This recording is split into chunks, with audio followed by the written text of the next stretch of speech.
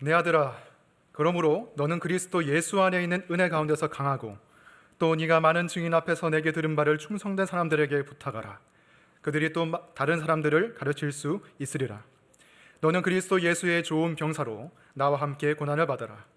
병사로 복무하는 자는 자기 생활에 얽매이는 자가 하나도 없나니 이는 병사로 모집한 자를 기쁘게 하려 함이라.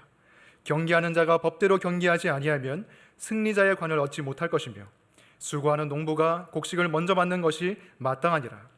내가 말하는 것을 생각해보라. 주께서 범사에 내게 총명을 주시리라. 아멘. 자리에 앉으시기 바랍니다. 말씀을 위해서 기도하겠습니다. 하나님 아버지, 주님의 말씀은 우둔한 자를 지혜롭게 하고 영혼을 새롭게 하는 능력이 있는 줄로 믿습니다.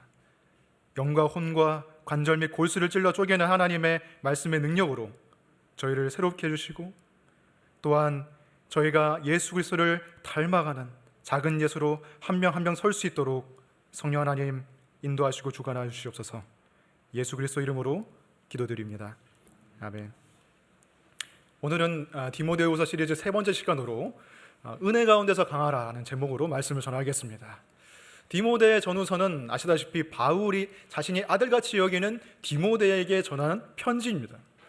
그러나 저는 이 디모데서를 읽을 때마다 큰 위로와 위안을 얻습니다. 왜냐하면 바울이 묘사하고 있는 이 디모데의 모습은 어떤 위협도 굴하지 않고 당당히 맞서 이겨낼 수 있는 그런 강한 용사의 이미지가 아니기 때문에 바울은 디모데에게 누구든지 내 연소함을 없인 여기지 말게 하라고 말했어요. 왜? 젊은 나이여서 사람들이 무시할 수도 있기 때문에, 그리고 디모데가 좀 소심할 수도 있기 때문에. 그리고 바울은 말합니다. 하나님이 우리에게 주신 것은 두려워하는 마음이 아니에요. 왜 그렇습니까? 디모데가 잘 두려워하는 성격을 가질 그런 소유자일 수도 있기 때문에 바울이 그런 말을 했겠죠. 이런 것을 통해서 볼 때 디모데는 내성적이고 어쩌면 소심한 기질과 성격의 소유자였었는지도 모릅니다. 여러분, 제가 왜 위로를 받는지 아시겠죠? 네. 오늘 바울이 1절에서 이 디모데에게 하는 말 또한 강해지라는 것입니다. 내 아들아, 그리스도 예수 안에 있는 은혜 가운데서 강하고 은혜 가운데서 강해져서 맡겨진 일을 잘 감당하라고 바울이 지금 말하고 있는 것이죠. 디모데는 에베소 교회의 목회자였습니다. 목사가 해야 되는 일이 무엇입니까? 무슨 일을 맡겨졌습니까? 2절 말씀을 보시면 또 네가 많은 증인 앞에서 내게 들은 바를 충성된 사람들에게 부탁하라. 그들이 또 다른 사람들을 가르칠 수 있으리라. 바로 가르치는 것입니다. 진리를 가르치고 보존하고 다음 세대에 전수하는 것이 목회자의 주된 임무입니다. 그래서 바울은 자신이 디모데에 가르친 모든 것, 복음, 진리, 그것을 충성된 사람들에게 가르치라고 말합니다. 여기서 충성된 사람들은 이 에베소 교회 안에 있는 장로들 또는 리더들을 뜻하는 것이겠죠. 그러면 또 그들이 다른 사람을 가르치고 또 가르침을 받은 사람은 또 다른 사람을 가르쳐서 진리가 보존되고 전수되는 것입니다. 그래서 결국 우리에게까지 그 진리가 이른 것이죠. 그런데 이 시기는 네로 황제가 기독교인들을 무차별적으로 박해하고 공격하던 그런 시기였어요.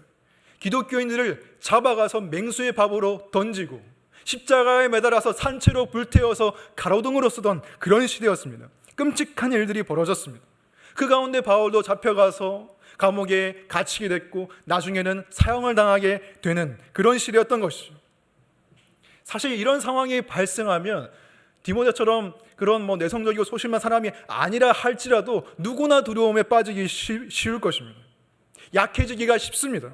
그런 가운데 만약에 목사인 디모데가 흔들리는 모습, 두려워하는 모습을 보인다면 성도들의 마음은 더 쉽게 흔들리게 되겠죠. 그래서 바울은 디모데에게 이 시간 강해지라고, 굳건해지라고 당부하고 있는 것입니다.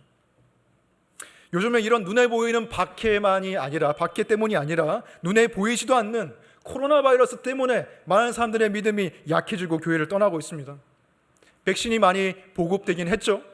저도 아직 백신을 맞았습니다. 그래서 마음을 좀 놓고 있었는데 델타 변이가 나와서 수많은 사람들 확진자가 생기고 오늘도 600명 넘게 나왔죠. 또 델타 플러스 변이까지 나올 수도 있다는 어떤 전문가들의 의견도 들은 적이 있어요. 사실 코로나가 아니라 할지라도 우리를 괴롭히고 우리의 신앙을 약하게 만드는 많은 우상들이 우리에게 있었는데 코로나는 우리가 얼마나 약한 존재인가, 우리의 믿음이 얼마나 변하기 쉬운가를 자각하게 만들어줬습니다.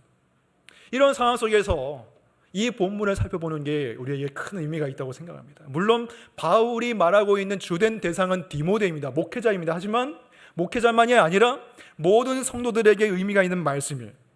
약해지고 주저앉기 쉬운 이 시대와 이 상황 속에서 우리의 믿음을 어떻게 지키고 우리는 어떻게 강해질 수 있는가? 바울은 세 가지 종류의 강한 사람을 지금 예로 들고 있습니다. 첫 번째는 군인이고, 둘째는 운동선수이고, 셋째는 농부입니다. 먼저 군인부터 살펴보겠습니다. 3절을 보시면 너는 그리스도 예수의 좋은 병사로 나와 함께 고난을 받으라. 바울이 말합니다. 디모데야, 너는 네 자신을 군인이라고 생각해라. 그리스도 예수를 위한 군인이라고 생각하고 고난을 기꺼이 받으라라고 말합니다. 병사의 특징, 군인의 특징이 무엇입니까? 4절 말씀 보시면 병사로 복무하는 자는 자기 생활에 얽매이는 자가 하나도 없나니 라고 말합니다. 자기 생활에 얽매이지 않는 게 병사의 특징입니다. 군인의 특징입니다. 우리 자매님들이 제일 듣기 싫어하는 이야기가 군대 이야기인 것을 알고 있습니다. 군대에서 축구한 얘기는 더 듣기 싫어하는 거 알고 있어요. 근데 저는 군대에서 축구 잘 안 했기 때문에 그 얘기는 생략하고 오늘 본문에서 군인 얘기를 하고 있기 때문에 군대 얘기를 하자면, 여러분 군대 가보신 분들은 알 거예요. 저도 나름 육군 대위 출신이기 때문에 할 말이 있습니다. 제가 군대를 처음 갔을 때, 처음 딱 훈련소에 입대를 했을 때 느낀 주된 감정이 무엇이냐면 서글프다, 서글픔. 너무 서글픈 거예요. 왜? 나의 모든 개성과 나의 모든 취향과 기호, 이 모든 것들이 깡그리 무시되는 그 순간, 나도 좋아하는 머리 스타일인데 밤토리처럼 밀어버려야 되고, 내가 좋아하는 패션 스타일 그런 게 있는데 그냥 다 군복으로 통일해요. 심지어 사이즈도 안 맞는데 던져주고는 맞춰서 입으래요. 훈련소에서는 속옷도 주는 것만 입어야 돼요. 갈색, 녹색 뭐 이상한 거 싸구려처럼 보이는데 막 고급 원단이라고 적혀있고 그런 거를 막 입어야 돼요. 내 모든 것이 무시되는 거예요. 군대는 개개인이 우선시되는 곳이 아니라 집단이 우선되고 본질적으로는 나라를 위해서 군인이 희생해야 되는 시스템으로 되어 있습니다. 심지어는 기본권이 제한된다고 나와 있어요. 사회에서 무슨 일을 하고 왔던 간에, 뭐 예술을 했던 간에, 수학을 했던 간에, 뭐 공대 출신인 간에 상관없어요. 다 똑같이 K2 소총 들고 경계근무로 서야 됩니다. 오늘 본문에서도 병사로 복무하는 자는 자기 생활에 얽매이지 않는다고 말해요. 근데 이 말은 자기 생활이 아예 없으라는 말은 아닙니다. 자기 생활이 아예 없이 자기 생활은 다 무시하고 교회에만 올인해라, 그런 말이 아닙니다. 가족도 챙겨야 되고요, 때로 휴식도 해야 되고, 우리는 친구도 만나야 됩니다. 그런데 자기 생활에 얽매이지 않는다는 것은 무슨 말을 하는 것이냐면 바로 우선순위의 문제를 얘기하고 있는 것입니다. 많은 일을 할 수 있습니다. 하지만 그 가운데 우선순위가 무엇인가? 오늘 본문에 보면 병사로 모집한 자를 기쁘게 하려 함이라라고 말합니다. 이게 우리의 우선순위라고 말합니다. 병사로 모집한 자, 예수 그리스도, 우리의 지휘관이신 그분을 기쁘게 드리는, 하나님을 기쁘게 드리고 우리가 그분의 기쁨이 되는 것, 그것이 우선순위여야 된다는 것이죠. 믿음이 강한 사람의 특징이 무엇인지 아십니까? 우선순위가 명확하다는 거죠. 믿음이 강한 사람치고 우선순위가 흐물흐물한 사람은 아무도 없습니다. 여러분의 삶 가운데 우선순위가 무엇입니까? 그 우선순위를 알 수 있게 만드는 것이 오늘 고백의 말씀에서 만든 재물의 사용이고, 또 한 가지는 시간의 사용입니다. 왜? 시간은 모두에게 공평하게 주어지는 것이기 때문에. 부자라고 해서 30시간, 100시간 가지고 있는 거 아니죠. 다 24시간 가지고 있습니다. 옛날 사람은 뭐 30시간 가지고 그런 게 아니죠. 다 똑같이 24시간 가지고 있습니다. 조선시대도 24시간이었어요. 지금도 24시간이에요. 근데 유독 보면 현대인들은 시간이 없다는 말을 입에 달고 살아갑니다. 나는 시간이 없어. 우리 만나자. 시간이 없어. 왜 그렇습니까? 과학기술과 문명의 발달이 사실은 그것이 우리의 시간을, 쓸데없는 시간을 단축시켜 줄 거라고 생각했지만, 그 문명의 발달로 인해서 보지 않아도 될 영상이나 기사가 제작되고 우리는 그것을 소비하고 있고요, 출판되지 않아도 되는 그런 책들이 출판됨으로써 우리는 마치 정말 누더기 같은 그런 것들을, 쓰레기 같은 것들을 우리가 읽으면서 소비하면서 시간을 보낸다는 것이죠. 여러분, 조선시대 같은 경우에는 메시지를 보낸다고 합시다. 누구에게 메시지를 전한다. 그러면 뭐 우영아 뭐해? 뭐 이런 식으로 메시지를 하나 보내고 끝낼 수가 없어요. 왜? 편지라는 게 귀하고 종이가 귀하니까 한 번에 다 보내야 됩니다. 인사말, 그리고 본문 내용, 끝인사, 이걸 다 적어서 한 번에 보내야 돼요. 요즘에는 어떻게 합니까? 카톡으로 한 문장 띵 날리고 답하고, 한 문장 띵 날리고 답하고, 이런 것들이 과학기술 문명의 발전이 우리의 삶을 사실 시시콜콜한 부분, 하찮은 부분에서 잡아먹고 있다는 거예요. 그리고 현대인들이 쉬지 못합니다. 멈추는 시간이 없죠. 왜? 직장을 떠나서도 노트북으로 일하고 스마트폰으로 업무 보고할 수 있잖아요.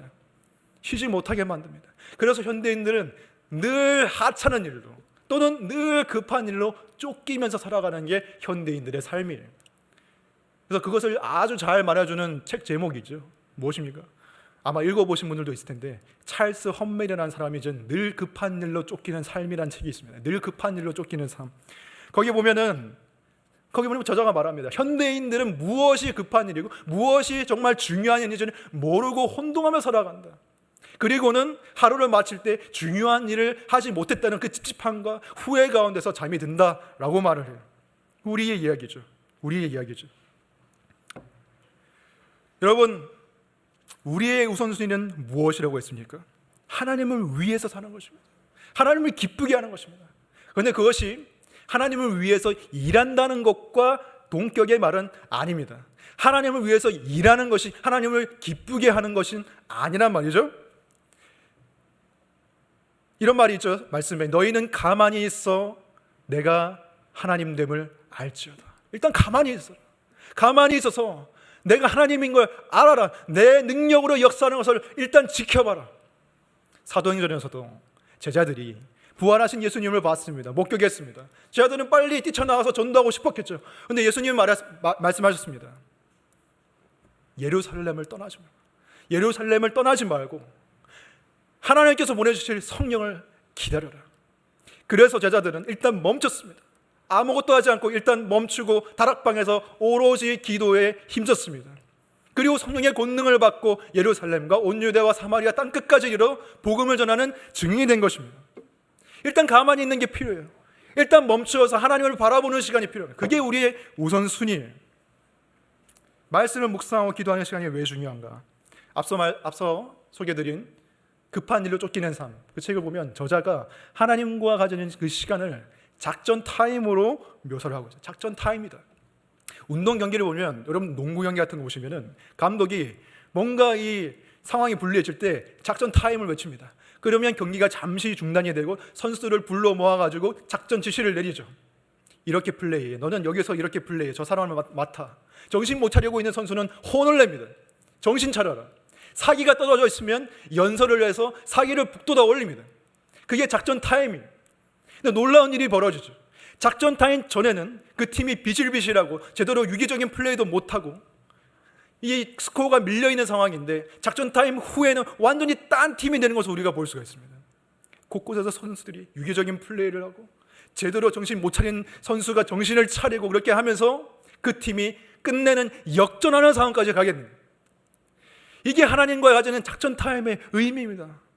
우리의 작전 타임을 가지기 전에는 우리의 삶이 여러분이 뛰는 그 필드에서 여러분이 사탄에게 패하고 계속해서 지고 정신 못 차리고 또는 사기가 떨어져 있는 그 모습으로 살아가다가 하나님의 작전 타임을 가진 다음에는 놀랍게도 회복되어서 마치 딴 선수인 것처럼 살아가게 되는 일이 벌어진다는 거예요.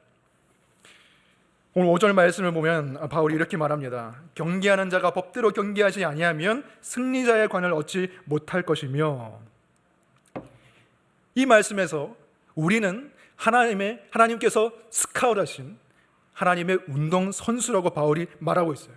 그런데 바울은 이 말씀에서 법대로 경계하지 않으면 승리할 수 없다고 말합니다. 여기서 법이 무엇입니까? 법은 간단합니다. 하나님의 법이죠. 하나님의 말씀입니다. 율법입니다. 근데 율법의 요약과 핵심이 무엇입니까? 사랑입니다. 하나님을 사랑하고 이웃을 사랑하는 것입니다. 근데 그 법대로 경계하지 않으면 승리자의 관을 얻을 수 없다고 말합니다. 무슨 말입니까? 하나님을 사랑함 없이, 이웃을 사랑하는 마음의 중심 없이 나만을 위해서 하는 일은 아무리 그것이 하나님을 위해서 한다는 말이라고 붙이고 열심히 해도, 아무리 종교적인 훌륭한 퍼포먼스를 보여주면서 해도 상이 없다는 것입니다. 예수님이 말씀하셨죠. 사람에게 보이려고 너의 의를 행하지 말라. 아버지께 상이 없다. 무슨 말입니까? 사람에게 보이려고 의를 행하는 것, 무슨 어떤 선한 일을 하든지 종교적인 일을 하든 간에 그것은 이미 이 땅에서 사람에게 인정과 칭찬이라는 상을 받았기 때문에 하나님께 받을 상은 없다는 것입니다. 그건 법대로 경계한 게 아닙니다. 그래서 예수님께서는 구제를 할 때는 오른손이 한 걸 왼손이 모르게 하라고 했고, 기도할 때는 골방에 들어가서 하라고 하신 거예요. 우리는 사람들이 보이는 데서 하나님과의 관계는 있을지 모릅니다. 우리는 사람들이 보이는 데서 하나님과 관계 맺는데 굉장히 익숙합니다. 우리는 사람들이 함께 모이는 예배 시간에는 하나님과의 관계가 있을 수 있습니다. 사람들이 함께 모인 케어 그룹 시간에는 우리가 하나님과 관계가 있을 수 있습니다. 기도의 시간에 사람들이 볼 때 나는 하나님께 기도할 수 있습니다. 하지만 혼자 있을 때, 사람들의 시선이 거두어질 때 나와 하나님과의 관계는 어떻습니까? 진실된 하나님과의 관계가 있습니까? 여러분, 코로나가 가르쳐 준 것이 무엇입니까? 코로나 때문에 더 이상 사람들의 시선 가운데서 우리가 신앙생활을 할 수 없게 되고, 그 신앙이 개인적 영역으로 고립되게 되고 신앙의 홀로서기가 요구될 때 우리의 믿음은 너무나 약하다는 것, 하나님과의 관계, 그 믿음, 그 신앙이 너무나 약해지기가 쉽다는 것을 우리가 확인했잖아요. 코로나를 통해서. 꼭 코로나가 아니더라도 사람들의 눈에서 벗어나서 혼자 있을 때 당신과 하나님과의 관계는 어떻습니까? 우리는 하나님과의 홀로 대면하는 작전 타임이 필요한 거예요. 사람들에게 보여주려고 하나님을 만나는 것이 아니라, 하나님 없이는 내가 살 수 없다는 그 마음을 절감하기 때문에 하나님 앞에 서는 거예요. 여러분, 마귀는 우리에게 많은 것들을 허용합니다. 그래, 주일에 예배에 나가, 기도에도 나가, 케어그룹에도 잘 나눠. 하지만 혼자 있을 때 하나님을 만나지 마. 왜? 사람들의 시선을 의식하는 하나님과의 관계는 교만과 위선으로 빠지기 쉽기 때문에 마귀는 그 모든 것을 허용해도 우리가 하나님을 독대하는 것은 결코 허용하지 않는 것입니다. 우리는 1대1로 하나님과 만나는 시간이 너무나 절실히 필요합니다. 여러분, 사람들과 관계 맺을 때도 똑같아요. 원칙은 똑같아요. 여러분, 누군가를 A라는 사람을 알아가려고 할 때 다수의 관계 안에서 그 A라는 사람이 있을 때 그 사람을 만나는 것과 여러분이 A라는 사람과 1대1로 만날 때 그 사람이 보여주는 모습도 다르고 내가 그 사람에게 보여주는 모습도 다릅니다. 그래서 처음 연애를 시작하는 사람에게 이렇게 많이 충고하잖아요. 누가 마음에 드냐? 그럼 그 사람이 다수에 있을 때도 만나보고 1대1로도 반드시 만나봐야 된다. 왜? 그 사람이 하는 얘기가 달라지고 그 사람의 제스처가 달라지고 어쩌면 아예 다른 성격의 소유자처럼 보일 수도 있기 때문에 우리는 1대1로 누군가를 만나야 합니다. 하나님과의 관계도 마찬가지입니다. 1대1로 그분 앞에 독대하는 그 시간이 필요해요. 하나님은 달라지지 않지만 우리가 하나님 앞에 홀로 설 때 우리의 모습이 달라지고 우리의 기도가 달라지기 때문에 하나님과 홀로 작전 타임을 가져야 되는 것이죠. 다음으로 바울은 농부에 대해서 얘기하고 있습니다. 6절 보시면 수고하는 농부가 곡식을 먼저 받는 것이 마땅하니라고 말합니다. 여러분, 농부라고 다 같은 농부가 아니에요. 우리는 농부라는 이미지를 생각하며 항상 땀 흘려 일하는 그러한 이미지를 우리가 떠올리지만 모두가 수고하는 농부는 아니에요. 이때는 농업인이 많았기 때문에 이런 예를 들었겠죠. 지금은 무엇입니까? 직장인이죠. 직장 가시면 여러분 다 알잖아요. 일하는 사람은 일하고 노는 사람은 놀고. 하지만 여기서 바울이 뭐라고 말합니까? 수고하는 농부가 곡식을 먼저 받을 것이다. 처음에 제가 이 말씀을 읽어서 이해를 못했어요. 왜? 저는 자영농을 생각했기 때문에 자기가 밭갈고 자기가 소유한 곡식을 먼저 받는 게 무슨 의미인가? 근데 성경에서 말하는 것은 자영농이 아니라 소작농입니다. 예수님도 포도원 품꾼의 비유를 들으셨어요. 포도원 주인이 따로 있고 품꾼들 소작농들이 농사를 하는데 수고한 농부에게는 햇곡식 먼저 곡식이 주어지고 악하고 게으른 농부 소작농에게는 나중에 주어지는 거예요. 그게 마땅한 이치라고 바울은 말하고 있는 것입니다. 바울은 종종 성경에서 교회의 지도자와 목회자, 리더들을 농부로 비유하고 있습니다. 대표적인 본문이 고린도전서 3장 6절입니다. 나는 심었고 아볼로는 물을 주었을 때 오직 하나님께서 자라나게 하셨나니. 영혼의 구원을 위해서 바울은 복음의 씨앗을 뿌렸습니다. 그리고 그것을 사람들을 양육시키기 위해서 아볼로는 말씀을 또 전했습니다. 하지만 궁극적으로 자라게 하시는 분은 누구다? 하나님이라는 거예요.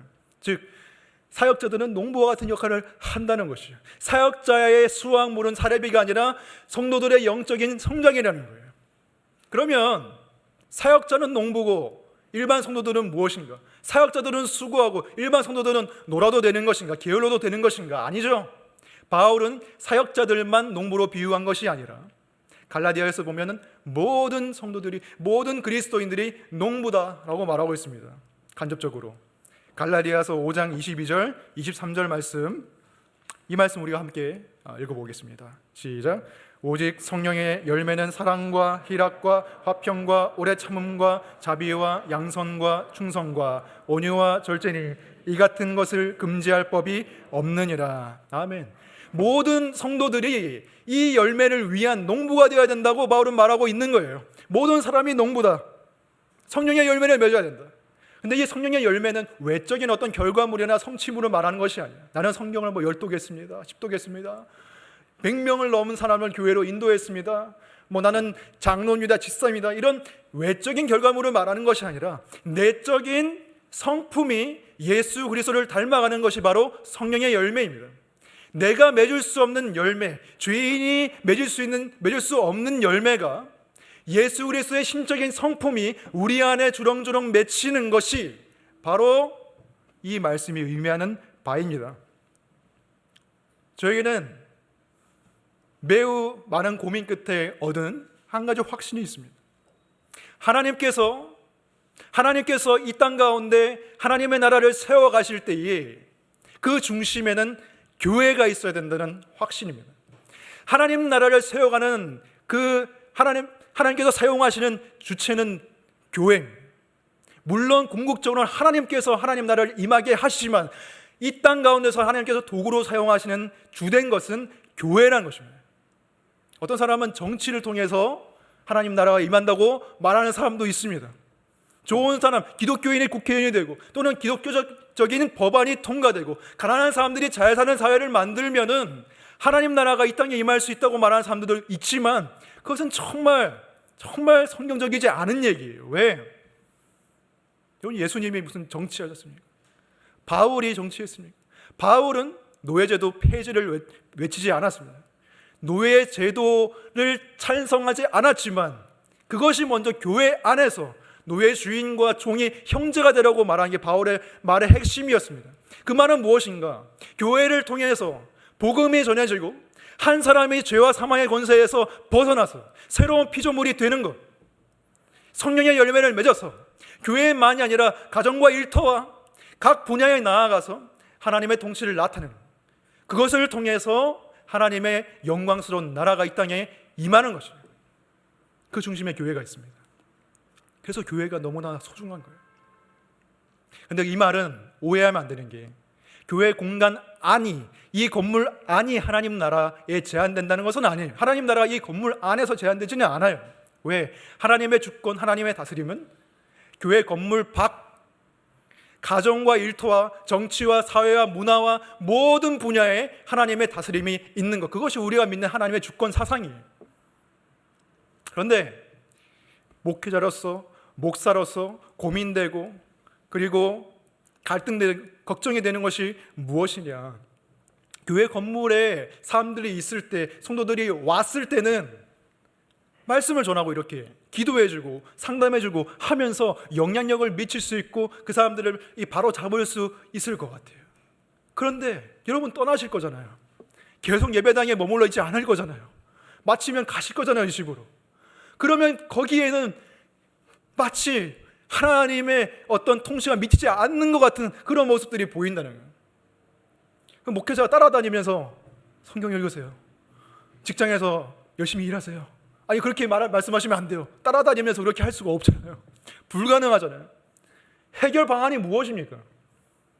한 사람 한 사람이 작은 예수로 세워지고 한 사람의 존재가 성령의 열매가 맺혀서 그 사람이 가는 곳마다 목회자가 동행하지 못해도 주 예수와 동행해서 그 어디나 하늘나라 그것을 경험하게 되는 것이 하나님의 비전입니다. 그런데 또 고민하게 만드는 한 가지 문제가 있는데, 그것은 저를 비롯해서 그리고 다른 사람의 모습을 볼 때 왜 이렇게 변하지 않을까? 왜 변화하는 모습이 잘 보이지 않을까? 교회를 오래 다녀도 왜 똑같아 보일까? 제 자신을 볼 때도 그런 부분이 있고 다른 사람들 보아도 그렇습니다. 성령의 열매라는 측면에서 긍정적인 마인드를 가지고 우리가 생각해 보면 열매라는 것은 하루아침에 열리는 것이 아니죠.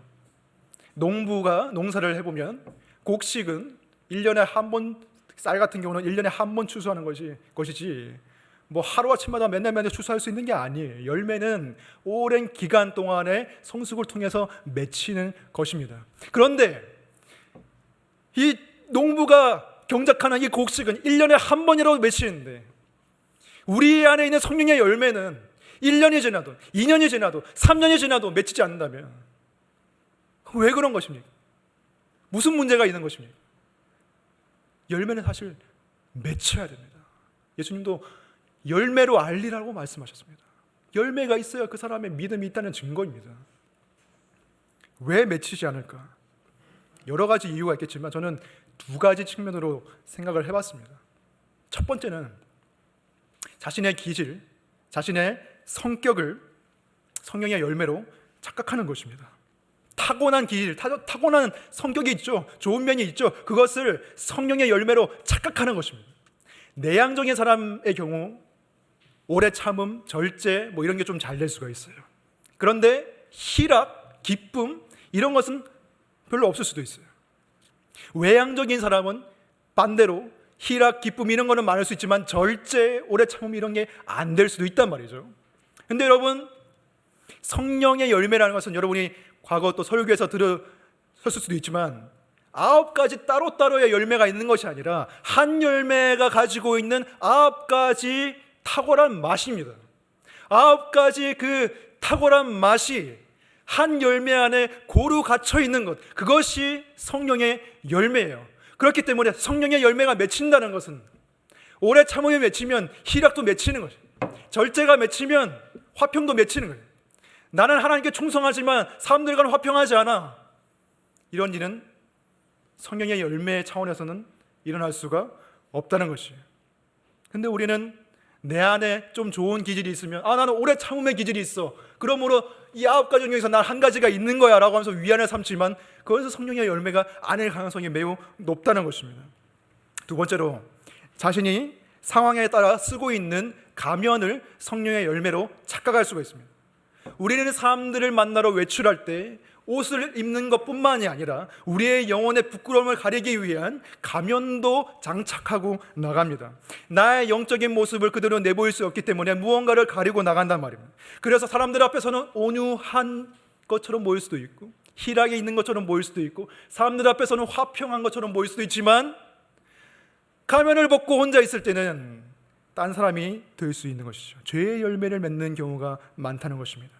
사람들이 보지 않을 때는 사소한 일에 막 짜증을 내고 사람들이 보지 않을 때는 내 옛사람의 성격이 나오고 참지 못하고 분노하고 절제하지 못하는 그런 나의 모습을 발견하게 됩니다. 특히 가면을 벗고 만나는 가족들에게, 내가 편한 사람에게 또는 자식에게 그런 모습을 보이게 된다는 것이에요. 근데 죄악된 본성을 가진 사람의 가장 큰 특징이 무엇인지 아십니까? 그것은 자신의 부정적인 모습은 축소시키고 자신의 긍정적인 모습은 부풀린다는 것입니다. 그래서 사람들과 같이 있을 때 그래 난 케어그룹에서 나눔할 때 나는 정말 말을 잘했지, 나는 정말 괜찮은 사람이었지, 나는 정말 호감 가는 그런 사람으로 보여줬겠지, 사람들과 같이 성경 공부할 때 예배 시간에 나는 정말 경건한 사람으로 보였을 거야. 근데 그 가면을 자신이 맺은 성령의 열매라고 착각하는 경우가 있다는 거예요. 근데 그건 성령의 열매가 아닌 경우가 많다는 거예요. 오히려 장식용 과일과 같은 그런 것이 성령의 열매인 줄 알고 우리는 착각한다는 것입니다. 물론 혼자 있을 때도, 사람들의 시선이 없을 때도, 혼자 있을 때도 굉장히 좋은 성품을 보여주고 그리고 평강을 유지하는 사람들이 있긴 있습니다. 하지만 그것은 그 사람이 쾌적한 환경 가운데 있기 때문이에요.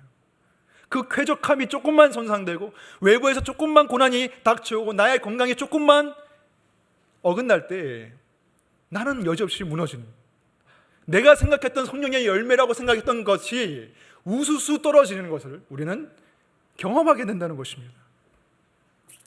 우리는 상황에 따라서 그 기질과 성격이 변하기 쉽고 믿음이 약해지기가 너무나 쉽습니다. 사람들이 그런 말 많이 하죠. 남자들은 군대 가가지고 제 안에 악마를 봤습니다. 제가 그렇게 후임을 갈굴 줄 몰랐습니다. 여자는 육아하면서 제가 그렇게 아이한테 화낼 줄 몰랐습니다. 결혼해가지고 내가 그렇게 배우자한테 심한 말을 하게 될 줄 저는 몰랐습니다. 왜? 환경이 바뀌었기 때문이죠. 우리는 장식용 과일을 놔두고서 그 장식용 과일이 성령의 열매와 너무 비슷하게 보이기 때문에 혼동하는 것입니다. 그 장식용 과일이 성령의 열매와 비슷하게 보이면 보일수록 우리에게는 더 큰 문제가 됩니다. 특히 좋은 환경에서, 좋은 부모님 밑에서 좋은 교육을 받고 자라난 사람들의 경우에 더 그렇습니다. 그런 사람들은 자연스럽게 사람들에게 호감을 주는 성격으로 가지게 됩니다. 발전하게 됩니다. 그것은 나쁜 것이 아니라 좋은 것입니다. 신경질 잘 부리지 않고 사람들에게 잘 상처 주지 않는 것은 좋은 것입니다. 하나님 눈에도 좋을 수 있습니다.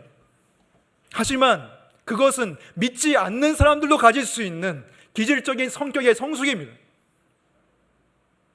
자연적으로 얻어진 거예요. 성령의 역사가 아닙니다. 충격적인 것은 그 좋은 것들을 총동원해서, 그 인간적인 좋음을 총동원해서 그 좋은 것들을 은혜로 허락하신 하나님을 대적할 수 있다는 게 충격적인 사실인 거예요. 그래, 나는 호감 가는 사람이야. 나는 부지런한 사람이야. 나는 사람들에게 인정받을 수 있어. 나의 의지력은 성실해. 난 내 힘으로 살아갈 수 있어. 하나님 없이도 내 좋은 호감 가는 성격과 내 의지력으로 내 삶을 돌파할 수 있어. 이 모든 좋은 것들이 하나님을 대적하는 무기가 될 수 있다는 것입니다. 반대로 열악한 가정에서 태어나고 좋은 부모를 만나지 못하고 많은 상처를 가지고 있는 사람들은 신경질적이고 모나고 남에게 상처 주는 그런 성격을 소유할 수도 있습니다. 그런데 영적인 차원에서 보면 오히려 거기에 희망이 있을 수 있습니다. 왜? 그 사람은 자신의 파탄난 성격과 인생을 알고 있기 때문에 하나님 앞에 나아갈 가능성이 더 높은 거예요, 사실. 물론 선택은 하나님이 하시지만 그 심령의 가난한 그것 때문에 하나님 앞에 나아가서, 하나님, 저는 하나님 앞에 드릴 아무런 열매가 없습니다. 다른 사람에게는 그런 열매가 보이는데 내 영혼을 바라볼 때, 내 성품을 바라볼 때 나는 하나님께 드릴 아무런 열매가 없습니다. 저는 게으르고 악한 농부입니다. 하나님, 저를 불쌍히 여겨주세요. 이 고백을 하게 될 가능성이 높다는 거예요. 사도 바울은 7절에서 내가 말하는 것을 생각해보라. 주께서 범사에 내게 총명을 주시리라 고했습니다. 바울은 생각해보라고 했습니다. 그래서 저도 기도하면서 생각해봤습니다. 그리고 1절 말씀을 보았습니다. 우리가 어떻게 운동선수처럼, 군인처럼, 농부처럼 강해질 수 있을까? 어떻게 강해질 수 있을까? 1절 말씀에서는 내 아들아, 그러므로 너는 그리스도 예수 안에 있는 은혜 가운데서 강해라고. 은혜 가운데서 강해라. 우리의 힘으로 강해지는 게 아니라는 거예요. 우리는 어떤 사람입니까? 병사로 치면 현역 부적합입니다. 하나님의 나라를 위해서 복무할 수 없는 사람들입니다. 운동선수로 치면 부상당해서 짧은 거리도 완주할 수 없는 자격 미달의 선수입니다. 농부로 치면 악하고 게을러서 주인에게 아무것도 줄 수 없는 자격 미달의 농부입니다. 근데 하나님은 은혜로 우리를 병사로 불러주시고 자신의 운동선수로 스카우트 해주시고 농부로 써주시는 거죠. 우리는 사랑스러운 사람이 아니지만 하나님의 은혜 가운데서 우리를 자녀 삼아주셔서 우리를 사랑스러운 사람으로 바꿔주시는 것이 하나님의 은혜입니다. 모든 것은 하나님의 은혜입니다. 우리가 강해질 수 있는 그 비결은 우리에게 있지 않습니다. 오직 하나님의 은혜를 구하는 것밖에 없습니다. 우리가 강하기 때문에 말씀을 읽고 기도하는 것 아닙니다. 내가 말씀을 읽고 나서 나는 강하기 때문에 오늘도 말씀을 읽었구나, 그것이 아니라 오늘도 내가 말씀을 읽지 않으면 내 삶의 방향이 흐트러질 것을 너무나 잘 알고 있기 때문에, 오늘도 하나님과의 작전 타임을 가지지 않으면 나는 제멋대로 플레이하는 선수와 같기 때문에, 그것 때문에, 내 약함을 알기 때문에 하나님 앞에 나아가는 것입니다. 바울이 말했습니다. 내게 능력 주시는 자 안에서 내가 모든 것을 할 수 있느니라. 이걸 뒤집어서 말하면 하나님의 내게 능력 주시지 않으면 나는 아무것도 할 수 없습니다 라는 말이 됩니다. 그것이 우리의 고백입니다. 하나님의 능력과 은혜를 구하시기 바랍니다.